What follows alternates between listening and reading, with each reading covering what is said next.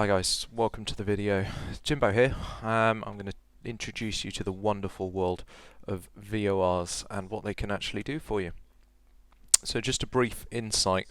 VORs, they are a ground-based navigation aid, and by that I mean that they are actually physically on the ground, unlike other alternatives such as GPS.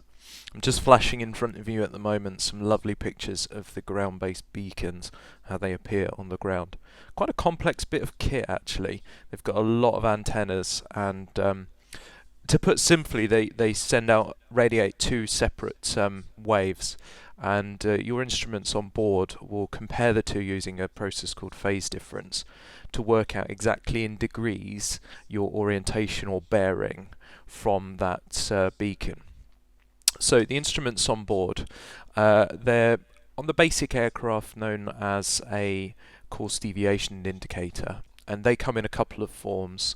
They share the same technology on VORs as they do with an ILS, so you might have noticed that some instruments have your crosshair style, which include a glide slope, and others don't.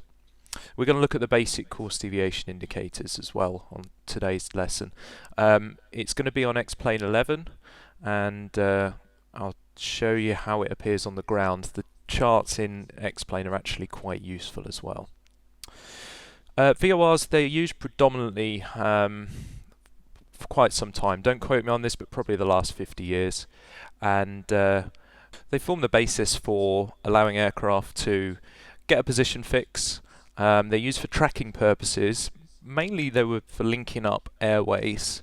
For example, you can see here you've got Daventry just in the Midlands, and it links up to Brookman's Park down towards London via an airway. And originally what would happen is the VORs could be a turning point for an airway and be at either end of it. They're also used for references, turning points, for various SIDS and stars. It's worth mentioning that a lot of these though are tied in with DME or distance measuring equipment on the actual plate. They are falling out of popularity now though. VORs are expensive to maintain. GPS is generally used more frequently now. So you might see especially SIDS and stars turning to more RNAV orientated, where they're just a storage of waypoints on board the aircraft, and knowing its position in space it can just fly towards waypoints. It's worth noting as well, VOR stands for VHF omnidirectional range, and ironically has absolutely nothing to do with range. The DME is another attachment to it which actually uses a completely different frequency band, and if you have a DME paired with a VOR, that's what gives you distance to the beacon, not the VOR at all. You can actually have VORs that are just on their own, no DME attached to them, and they don't provide any distance. Right, so I'm going to try and simplify this massively now for you guys. Obviously, if you want to actually know more details on how it works, I can go into greater depth. Just leave me a comment. But let's look at this chart here. Now, this comes straight out of X-Plane. This is a symbol that you see that resembles a VOR. Obviously, there's a frequency associated to it on VHF, hence the name VOR. And you've got this north marker, which is aligned to magnetic north, and what you need to imagine is that every single radial on this VOR is like the spokes of a bicycle. So they all radiate out from the beacon, and one goes to magnetic north, and then you've got all aligned to magnetic north. You've got every single degree of a compass. Like bike spokes, and I'll just show you here. You can see, we'll do north, east, south, and west for you. They're all called radials. And knowing what radial you're on isn't actually quite as important as you might think. More importantly is actually what you want to achieve. So when you are trying to cross a VOR, you actually only set one thing on your instrument and then just fly it. You don't need to concern yourself about which radials you're coming in from and going out on at this point. That's not to say that it isn't an important bit of information, it certainly is, but for the purposes of this video we're just going to try and avoid thinking about radials too much and rather just go with what we want to fly relative to this VOR, and I'll explain that further. So I'll just try and briefly cover a look at this instrument then. So this is your course deviation indicator, or CDI. and you just need to know the basic components. Bottom left corner, you've got a adjustable knob there called the OBS or Omni Bearing Selector. You've got an arrow at the top that points at your selected bearing. You have your deviation needle in the middle. This one's hinged at the top, and you can see some dots that it aligns to at the bottom. Now, for VOR purposes, each of these dots represents 2 degrees. And then finally, just on the right hand side, you have a flag there that says to or from. In this case it says from FR, and a little arrow.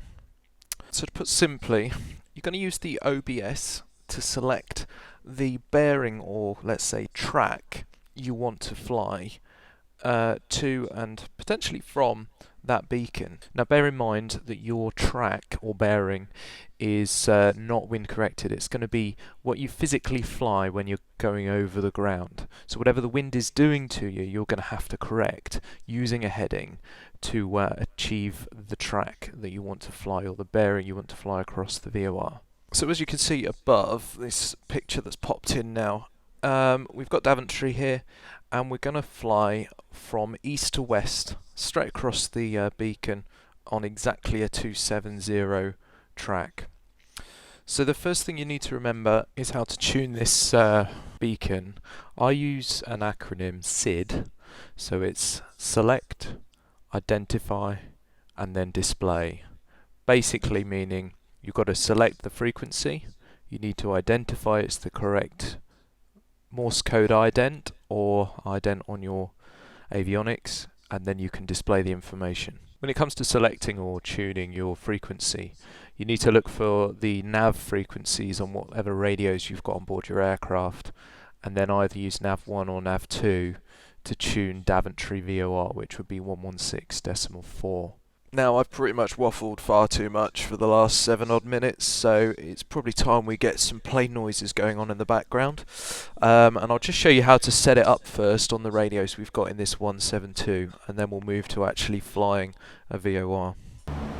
So here we are, guys. We're in our beautiful Cessna 172 here. Got the autopilot on because I'm cheating so that I can actually fiddle with the instruments.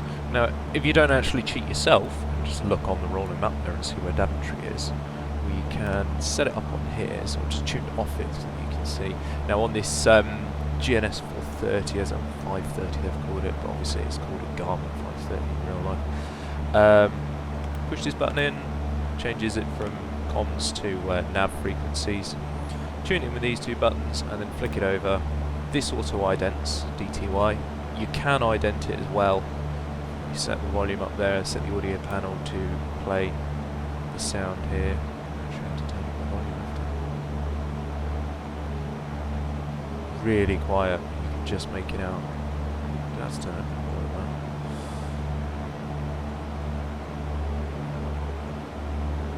You can hear the Morse code ident anyway, so that covers that. So we've selected it. Idented it because we can also see that it was auto-idented there. Now we can use this. This is set to nav. Obviously your aircraft kit may differ, but if you've got some sort of button that says nav GPS, obviously you don't want it in GPS, you want it in nav. And then let's figure out where we are. So if I swing this round, now at the moment you can see that it's off to the right, so I'm just going to turn it.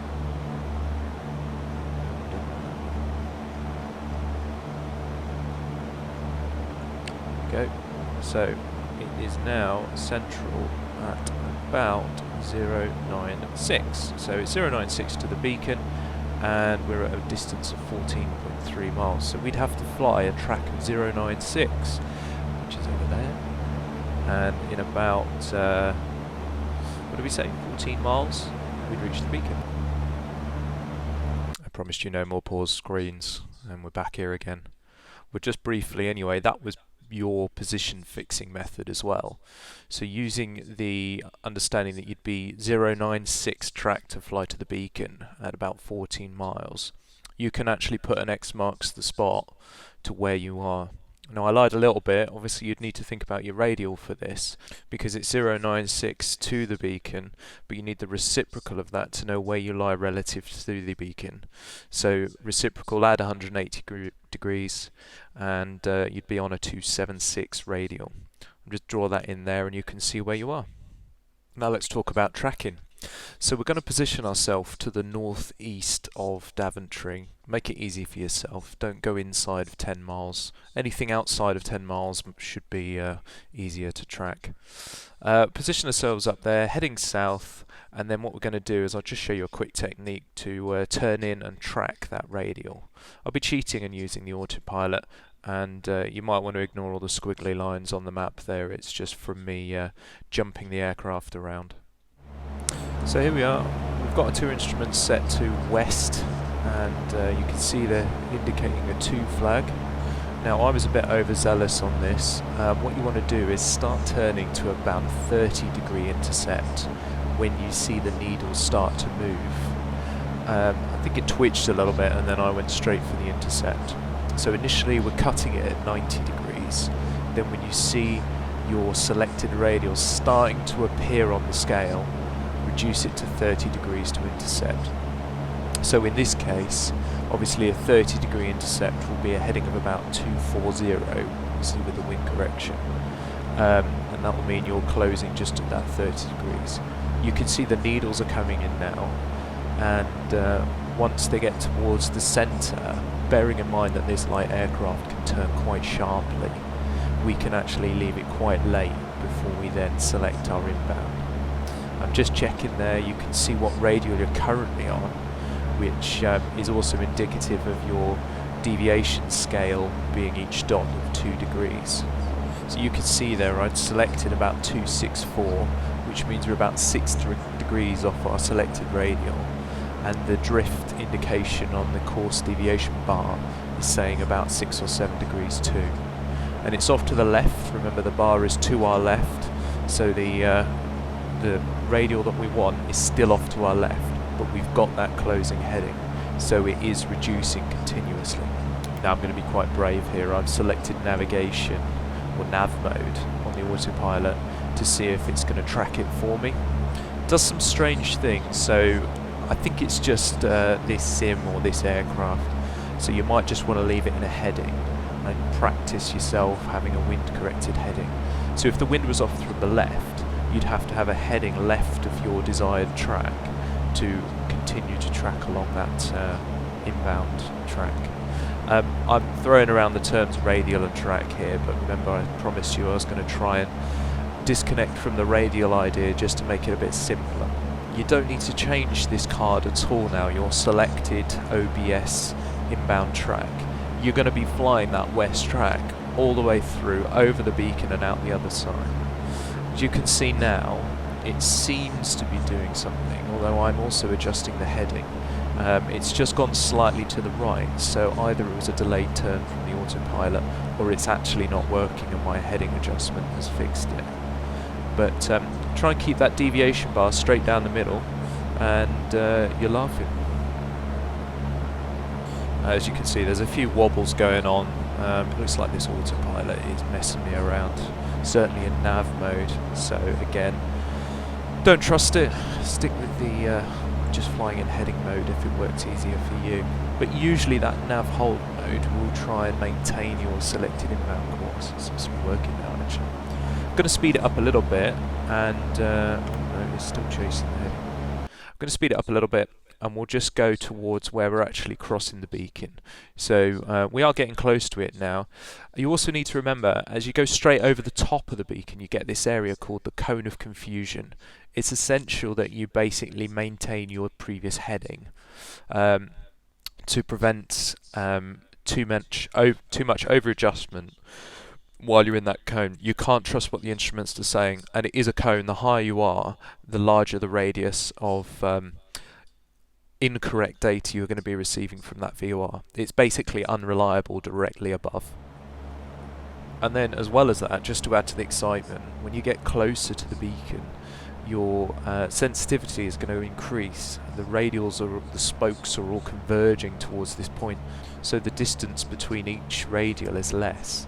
Every little adjustment you make is going to have a bigger effect. We're approaching this grey area or blackout area known as the cone of confusion. It's about 6,080 feet per nautical mile, so the DME will only ever go down to roughly half a mile when we're directly above the beacon, because obviously the DME is just reading straight line distance. So we're getting close to the overhead now, and this is where we're going to just keep flying our heading and wait to get out the other side before we then start trying to track those radials again. I've also left it in nav mode and it doesn't seem to be freaking out anymore, just flying in a straight line, and even in this cone it's fine. Now if we have a look outside, we should be passing over it. And look, such is the excellent detail in this sim, you can actually see the VOR on the ground, that little circle just at the corner, or the edge of the field. We've passed directly over the top of it, so the tracking was a success. And now we're out the other side. You might notice our little flags have changed to a from flag now, as the beacon is behind us. We don't need to change the card, we're just going to keep tracking our westerly track and it will take us all the way out the other side. To be quite honest with you, I wouldn't blame you in the slightest if you don't even use any of these nav aids. GPS is simpler and you can just hit a direct to an airport and you're done. But at least hope that I've provided an insight into how these much older versions of our navigation aids work and what you can do to utilise them.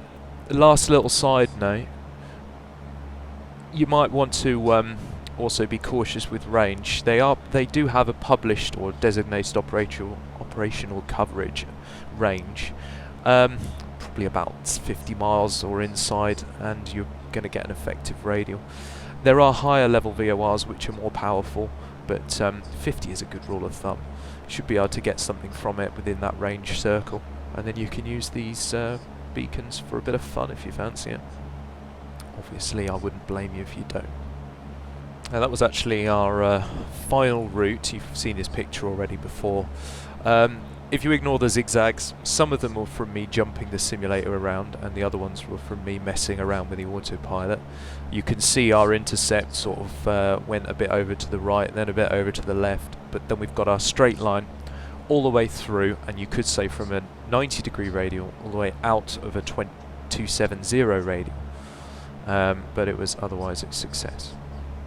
Well, that's it from me. I hope this video's been informative for you guys. Thanks for watching, and we'll see you again in the next vid.